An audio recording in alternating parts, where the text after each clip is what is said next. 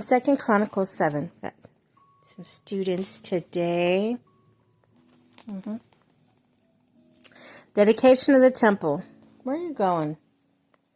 When Solomon finished praying, fire came down from heaven and consumed the burnt offering and the sacrifice. And the glory of the Lord filled the temple. The priests could not enter the temple of the Lord because the glory of the Lord filled it. When all Israelites saw the fire coming down and the glory of the Lord above the temple, they knelt on the pavement with their faces on the ground, and they worshipped and gave thanks to the Lord, saying, "He is good. His love endures forever." Then the king and all the people offered sacrifice before the Lord. And King Solomon offered sacrifice 22,000 head of cattle and 120,000 sheep and goats. So the king and all the people dedicated the temple of God. The priests took their positions, as did the Levites, with the Lord's musical instruments, which David had made for praising the Lord, and which were used when he gave thanks, saying, "His love endures forever." Opposite the Levites, the priests blew their trumpets, and the Israelites were standing. Solomon consecrated the middle part of the court in front of the temple for the Lord. There he burnt offerings and the fat of the fellowship offerings, because the bronze altar he had made could not hold the burnt offerings, the grain offerings, and the fat portions.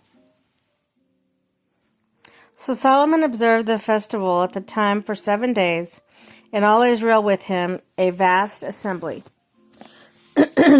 People from Lebo Hamath to the Wadi of Egypt. And on the 8th day they held an assembly, for they had celebrated the dedication of the altar for 7 days and the festival for 7 days more. On the 23rd day of the 7th month, he sent the people to their homes, joyful and glad in heart for good things the Lord had done for David and Solomon and the people of Israel. The Lord appears when Solomon had finished. Lord appears to Solomon. When Solomon had finished the temple of the Lord and the royal palace, and succeeded in carrying out all he had in mind to do in the temple of the Lord and his own palace, the Lord appeared to him at night and said, "I have heard your prayer, and I have chosen this place for myself as a temple for sacrifices. When I shut up the heavens so that there is no rain, or command locusts to devour the land, or send a plague among my people, if my people who are called by my name will humble themselves and pray and seek my face and turn away from their wicked ways, then I will hear from heaven, and I will forgive their sin, and I will heal their land.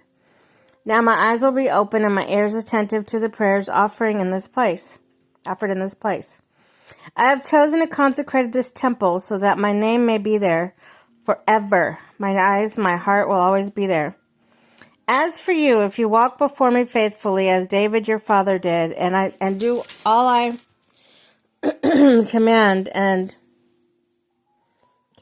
observe my decrees and laws, I will establish your royal throne as a covenant with David, your father.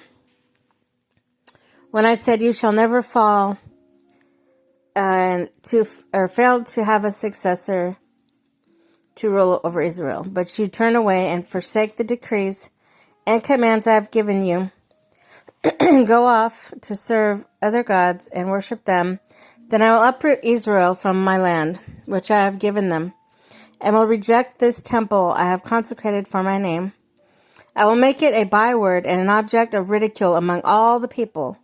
This temple will become a heap of rubble, and all who pass by will be appalled and say, why has the Lord done such things to this land and to this temple?